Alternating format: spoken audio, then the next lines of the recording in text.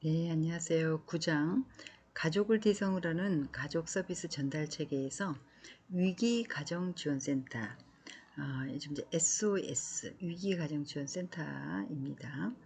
위기가정지원센터는 직접 서비스를 제공하는 기관은 아니나 중요한 가족 기능의 하나인 경제적 기능을 지원해주는 센터입니다. 그래서 위기가정이란 실제 위기를 겪고 있지만 공공복지제도의 지원 기준에 부합하지 않거나 여러 가지 이유로 복지 서비스를 받지 못하는 가정을 말하며 기준 중위소득 80% 이하 가구로 생계나 주거비 항목에 한해 생계급여 수급자는 이제 여기서 제외가 되는 이런 대상이 되는 것을 말합니다. 지원은 위기가정지원금과 사례관리비로 이렇게 이제 사례관리비로 나누어지며 주로 생계비나 주거비, 의료비, 재난 피해비 이런 것들이 이제 대상이 됩니다. 중앙위기가정지원센터 홈페이지 여기를 참고하시면 되겠습니다. 위기가정지원센터에서 제공하는 그 대상 가정으로는 왜 이제 그 뭐 한부모 가정이다가 질병이 있어서 이제 일을 못하게 된다든가 그러면 공과금이 체납되기도 하고 또 재해나 퇴거 위기로 주거가 불안정한 가정 또 실직이나 질병, 재해 등으로 인한 소득 중단 여기 나오네요. 그 다음에 급격한 감소로 생계가 곤란한 가정 우리 이제 옛날에 그 뉴스에 송파에 세 모녀 자살 사건 있었죠. 그러니까 이제 엄마와 딸 둘이 다 이제 직장을 다니다가 직장도 다 끊어지고 일할 수가 없는 상황이 되고 딸 하나는 이제 약간 그 발달장애 같이 이제 장애가 있는 아이였는데 이렇게 이제 월세를 내지 못하고 이제 생계가 어렵다 보니까 결국은 이제 이 세 모녀가 다 자살한 이제 한국에서 정말 비극적인 그런 사건이 있었죠. 그래서 이제 이런 위기 가정에 대한 지원센터도 필요하고 또 그 지역에서 빨리 그렇게 위기에 속한 그런 가정들을 빨리 발굴해서 이제 이렇게 지속적으로 사례 관리를 한다든가 이런 것이 이제 필요하게 되었어요. 의료비 체납이라든가 또 경제적 어려움으로 치료를 받지 못하는 가정이라든가 제도적 지원을 받지 못하여 가족 해체 또는 생존의 위협에 노출된 가정 그야말로 이제 완전히 그 가정이 위기 상황에 있는 가정을 말합니다. 기타 사례 판정 결과 긴급 지원이 필요하다고 인정한 가정이 되겠어요. 그래서 가정 위탁 지원 센터가 있는데 가정 위탁이란 이제 친부모가 힘들게 이제 일하고 뭐 이제 이혼도 하고 이 아동들을 양육할 수 없어요. 집도 막 이제 해체가 되어지고 또는 이제 그 이런 경우 그 엄마가 약간 이제 그 초기 정신분열증 환자로 이렇게 이제 된다든가 또는 약간 이제 발달 장애인으로서 아이를 양육하기에 약간 이제 그 어려운 상황인 경우 근데 이제 그동안은 이제 아빠가 정상이 아니었기 때문에 양육을 이제 도맡아서 했는데 이 가정이 이제 이혼을 하게 되는 경우가 있습니다. 그러면 이제 아빠가 양육을 해야 되는데 아빠도 이제 뭐 그때 제가 보니까 어떤 사례에서 호주에 가서 일을 하느라고 한국에 거주를 하지 않는 거예요. 그리고 이제 이 엄마는 약간 그 발달 그 장애처럼 약간 경계선상에 있는 그런 엄마로 아이를 너무 많이 이제 막 그 때리고 아이에게 막 화풀이하고 소리 지르고 아이 이제 학대가 굉장히 심하게 이제 나오는 엄마여서 이 아이를 이제 키울 수 없다 이런 이제 그 판단하에 이렇게 이제 위탁을 보내는 것입니다. 위탁 가정을 제공하여서 보호하고 양육하는 아동복지 제도예요. 이렇게 보호 대상 아동을 보호하고 양육하기를 희망하는 가정에 위탁 양육함으로써 가정적인 분위기에서 오히려 이제 보육시설보다는 이렇게 이제 가정 위탁을 통해서 가정적인 분위기에서 아동이 성장할 수 있도록 해주는 것이 바로 가정위탁입니다. 물론 이제 국가에서 이런 것들은 이제 지원이 되고 있죠. 지원이 되고 있죠. 영국 같은 경우는 이런 이제 그 가정위탁 제도가 굉장히 활발하게 이루어지기 때문에 거의 이제 그 보육시설 이런 것들은 아주 약하고 가정적인 분위기에서 아이들이 커야 된다 그래서 시설보다는 이렇게 이제 개인 가정에 위탁을 하는 경우가 많습니다. 이런 보호 대상 아동을 보호하고 양육하기를 희망하는 가정에 위탁, 양육함으로써 이 아이가 좀 더 가정적인 분위기에서 건전한 사회인으로 성장할 수 있도록 지원하는 것입니다. 그래서 아동 중심 복지 서비스를 지향하는 장점이 있고 보호 대상 아동에 대한 구체적인 내용과 이제 법적인 근거는 보호 대상 아동 발생 시 가정 보호를 우선하도록 또 이제 특히 만 2세 미만 영아의 경우 가정 보호 우선 실시가 필요하다. 또 보호 대상 아동을 보호, 양육하기를 희망하는 가정에 위탁, 양육함으로써 가정적인 분위기에서 건전한 사회로 성장할 수 있도록 지원한다. 보호 대상 아동 발생 시 가정 보호를 우선하도록 하고 특히 만 2세 미만 영아의 경우 가정 보호를 우선 실시가 필요하다. 또 국민기초생활보장법이나 여기 이제 법에 의해서 이런 것들이 이제 가능하다는 거예요. 그래서 유엔 아동 권리 협약 정신에 기초한 선 가정 보호나 후 시설 보호 이렇게 이제 권면하고 있다는 거죠. 그래서 아동복지법에 이제 이런 가정 위탁에 대한 법적 근거가 마련되어 있다라고 보시면 되겠습니다. 위스타트도 있고요. 또 드림 스타트가 있는데요. 자, 위스타트라고 하는 것은 사회 구성원이 나서서 가난한 가정의 아이들에게 공정한 복지, 웰페어와 교육, 에듀케이션 이거 두 가지를 이제 우리가 이렇게 이제 W로 이야기를 합니다. 그러니까 공정한 복지와 교육의 기회를 제공함으로써 가난의 대물림을 끊고 삶의 출발을 돕자는 이제 시민운동에서부터 시작한 겁니다. 2004년에 이렇게 이제 위스타트 운동본부가 발족되면서 특히 2004년 그 중앙일보를 주축으로 한 위스타트 운동본부가 발족되면서 시작이 되어서 2006년 서울, 경기, 강원의 3개 광역도시에서 또 12개의 마을로 이제 센터를 운영되었던 것이 2012년 현재 국내 28개 위스타트 센터와 2개 해외 센터로 확대 운영되었습니다. 위스타트 그 센터 5대 사업으로는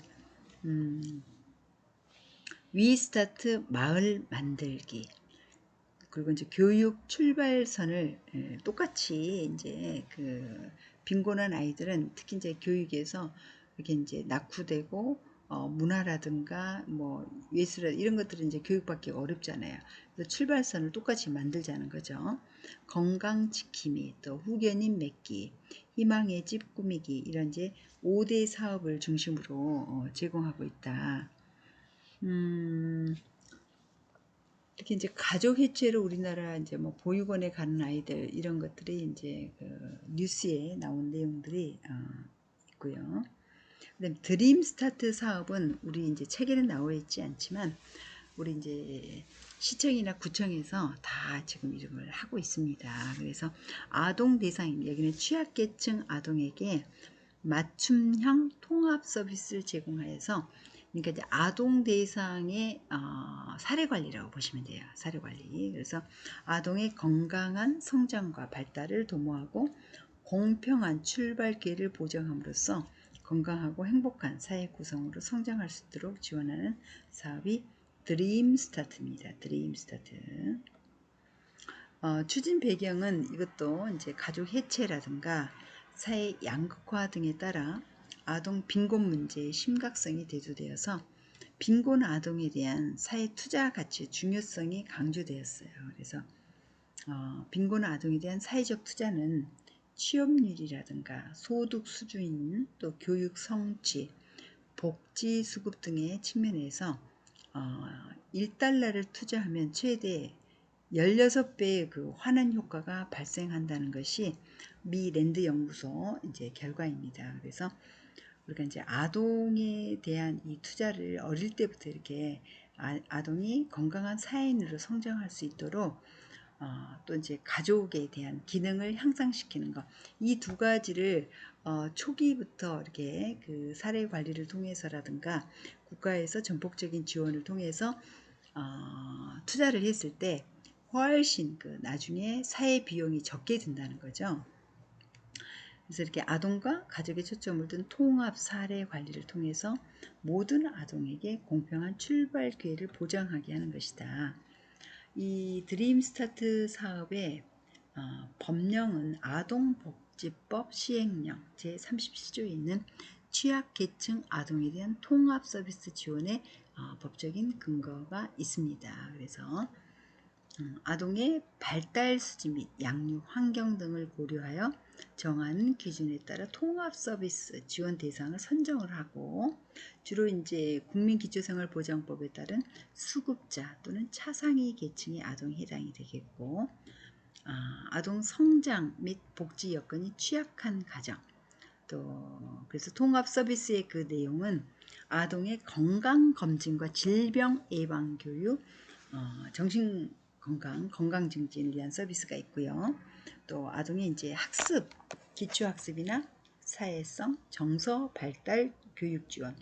그래서 이제 왜 그 정서 발달 지원을 하기 위해서 그 아동들을 위한 그 오케스트라반 같은 게 있잖아요. 그래서 이런 아동도 바이올린이나 첼로나 뭐 이런 것들을 이제 접하면서 좀 더 사회성과 정서 발달을 키워주는 그런 교육도 하고 있는 데가 있어요. 부모의 양육 지도라든가 그 밖에 아동 성장과 발달을 도모하기 위하여 필요한 서비스 이런 것들을 하고 있습니다.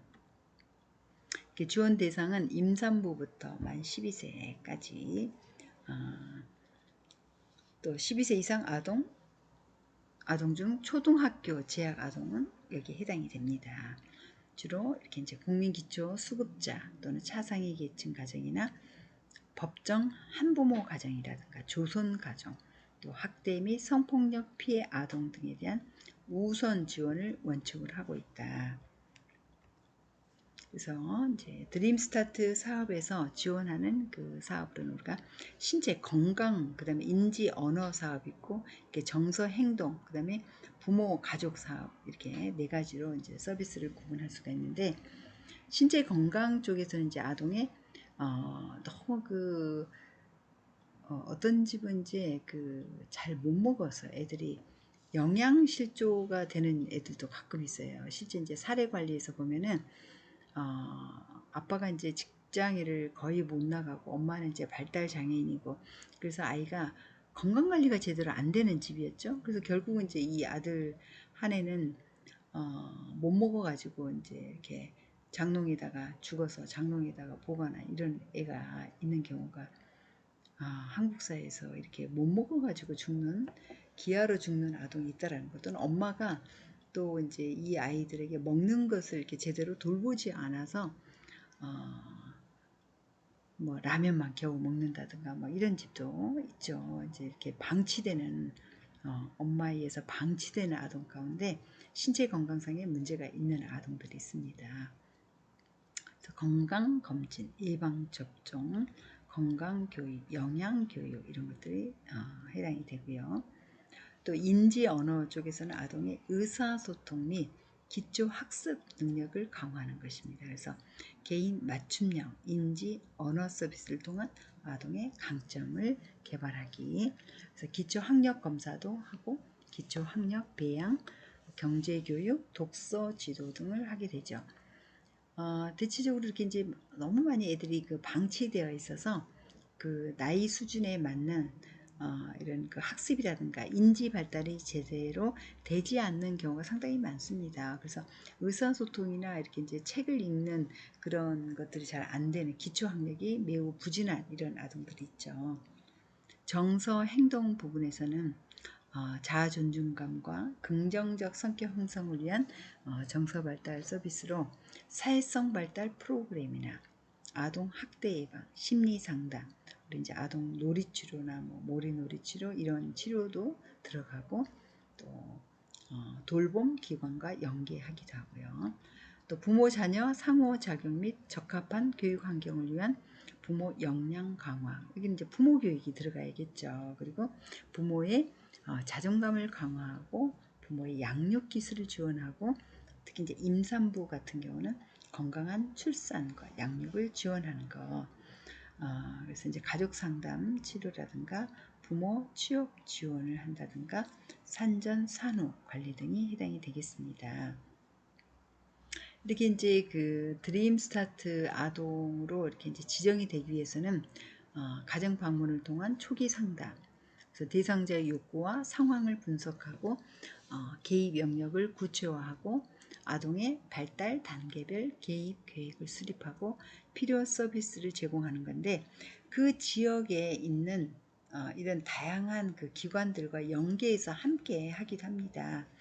그러니까 이제 건강가정지원센터, 뭐 상담센터, 어린이집, 지역 도서관, 방과 후 돌봄기관, 그러면 이제 이 구청에서 이런 아이들을 발굴을 해서 그 지역 사회에 예를 들어서 인지 언어 프로그램이 있다 도서관에서 또는 방과 후 돌봄기관에서 이 아이가 그런 프로그램을 이제 이렇게 배울 수 있도록 하는 거죠. 학교, 병, 의원 아이의 건강 상태를 이제 검진한다든가 그럴 때 그 지역의 의원, 병원을 이제 활용하게 되고 또 정신적인 문제가 있는가 할 때는 정신보건센터를 활용하게 되고 정서나 행동을 위한 또 아동의 이제 프로그램이 아동보호 전문기관에서 뭐 굿네이버스라든가 이런 데에서도 아주 좋은 프로그램들이 있잖아요. 그러면 거기에 또 이제 의뢰해서 이렇게 연계를 하는 것입니다. 보육정보센터에서 하고 있는 정서 행동 프로그램들이 있다든가 또 복지관에서도 이런 그 아동대상 프로그램이 있을 때 이렇게 연계하는 거예요. 지역의 자원을 발굴해서 이 아동의 모든 이런 그 신체 건강, 인지 언어, 부모, 가족, 정서 행동 이런 것들을 프로그램을 적합한 프로그램에 연계를 시켜주는 거예요. 연계를. 물론 이제 그 비용 부담은 다 국가에서 지급하는 거죠. 이렇게 이제 그 드림 스타트 그 사업에서 해야 할 것들을 이제 뭐 운영위원회도 해야 되고 자문위원도 둬야 되고 아동복지기관 협의체도 구성을 해야 되고 그래서 이렇게 아동복지기관 간 정보 공유 및 서비스를 연계하고 조정을 통해서 지역 내 그 아동복지 서비스를 통합하고 조정하는 역할을 수행한다는 것입니다. 또 슈퍼비전도 하게 되죠. 실무자가 이런 이 아동에 대한 사례 관리 업무 능력 향상을 위해서 자문이나 지원을 받도록 하는 거죠. 또 멘토와 멘티 체계를 운영해서 사업 운영과 관련된 노하우 및 우수 사례를 이제 서로 공유한다든가. 그래서 쉽게 말하면 이 드림 스타트 사업은 그야말로 아동 통합 사례 관리라고 보시면 됩니다. 아동의 건강한 성장과 발달을 위해서 지역사회 내 자원을 연계를 통해서 아동의 문제 및 욕구별 맞춤형 통합 서비스를 제공하는 거예요. 이렇게 가정방문 상담을 통한 사례관리 아동 대상 아동을 발굴해야 되고 이 취약계층 아동에 대한 문제가 무엇이고 욕구가 무엇인지 파악을 해서 계획을 수립하고 지금 이게 이제 우리가 그 사례관리의 그 과정입니다. 사례관리 과정. 그 다음에 아동별 맞춤형 통합 서비스를 제공하고 그 다음에 서비스가 연계가 잘 되었는지 효과는 어떤지 이런 거 이제 점검을 해야겠죠. 그래서 사례관리 기초 기록 관리 및 아동별 데이터베이스를 구축하게 되는 것입니다. 자원관리에서는 대상자에게 필요한 서비스 제공을 위해서 주기적으로 자원을 현황 파악도 하고 또 신규 자원을 발굴도 하고 그 지역사회 내에 새로운 프로그램을 하고 있는 그런 기관이나 아동복지 관련 프로그램들을 이제 발굴을 잘 해야겠죠. 그래서 사회보장 정보 시스템, 이게 행복이음 시스템인데 여기에 이제 등록된 해당 지역 자원에 대한 승인이라든가 반려라든가 종료 처리 및 수정 등 등록 자원 총괄 관리를 하게 되는 것입니다.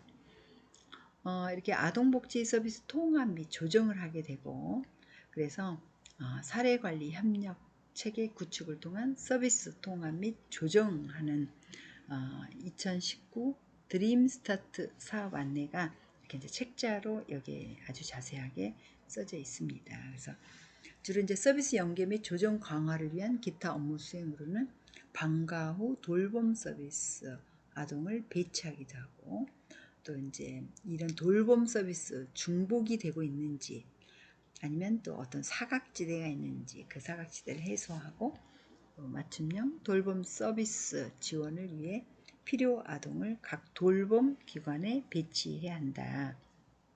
네. 자, 이렇게 해서 저희들이 그 위스타트, 드림스타트 위기가정지원센터 이런 이제 내용들을 살펴봤습니다. 현재 가정 문제 중 가장 심각하다고 생각하는 문제를 선택하고 가족 서비스 전달 체계 중 어떤 서비스를 제공하고 있는지 파악해 봅시다. 또 이제 1번에서 제공되고 있는 서비스가 가족 문제 해결을 할 수 있는지 또 토론해 봅시다. 자, 여기까지 저희들이 가족을 대상으로 하는 가족 서비스 전달 체계에 대해서 뭐 종합사회복지관에서 하고 있는 가족의 사업이라든가, 또 우리 위기가족지원센터라든가 위기가정지원센터 가정 위탁이 있고 위탁, 또 드림스타트에서 하고 있는 이제 아동을 위한 사업 같은 거, 이렇게 아동 통합 사례 관리라고 보시면 됩니다. 자, 여기까지 보도록 하겠습니다. 자, 여러분 수고하셨어요.